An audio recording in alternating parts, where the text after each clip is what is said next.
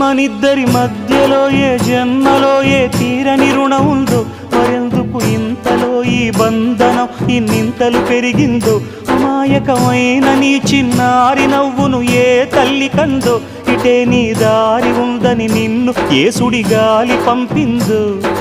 పాపం పుణ్యం దేవుడికెరుక, పేదకు దొరికిన బంగారు కణిక, పాలు వెన్నాలేవని అనక ప్రేమను తాగి తెరగవెసిలక.